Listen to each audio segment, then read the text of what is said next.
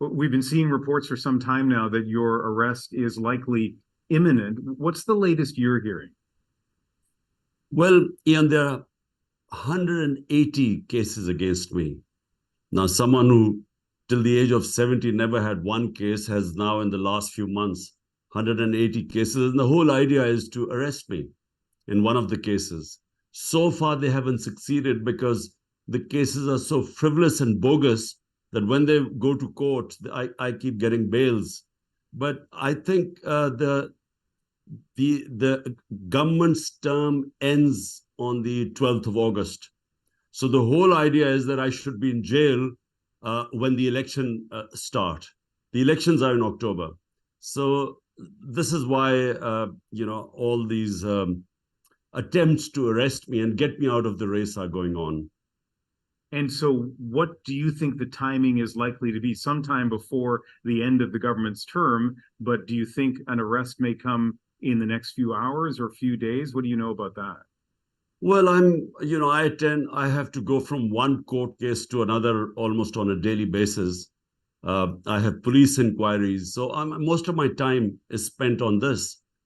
But, they are now, the number of cases are increasing. They've got certain judges in certain places which indicate that they are getting desperate. And plus, they've got now military courts. They've set up military courts. I think that within the next 2 weeks, I expect to be behind bars. It is impossible for us in Canada to really assess the legitimacy of these charges. And so, I've read people in Pakistan have, some say these charges are frivolous and politically motivated. Some people say that some of them at least deserve to be tested in court. You clearly feel they're frivolous and politically motivated. So how confident are you in the legitimacy of the court system to handle these cases? Well, in the past, Ian, let me just tell you that in the past, whenever we've had a government falling and the prime minister goes into the opposition, normally they leave the country. I mean, the two prime ministers, Benazir Bhutto and Nawaz Sharif, the moment they were out of power, they left the country two times. So this is the only time that the ex-prime minister is not leaving the country. And it's because I believe that whenever these cases go on trial, I'll be proved right. I mean, these are bogus cases.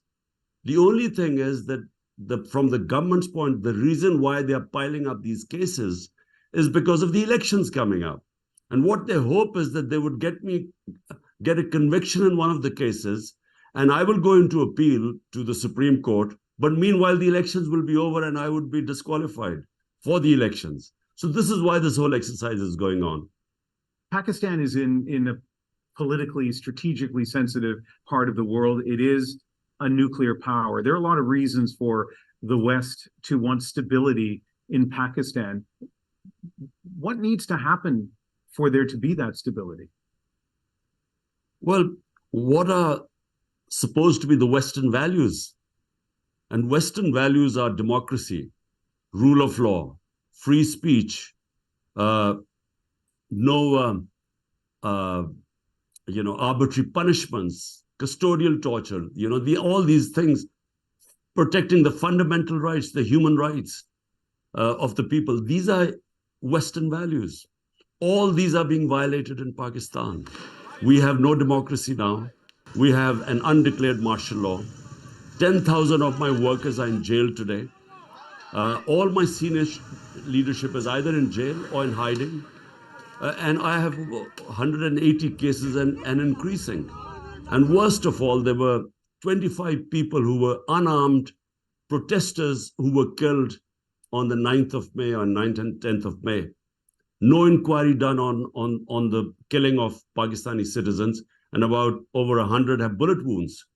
Now, this victimization that is going on, what we expect from the Western countries is to talk about these values. The only way we will have stability in Pakistan are free and fair elections.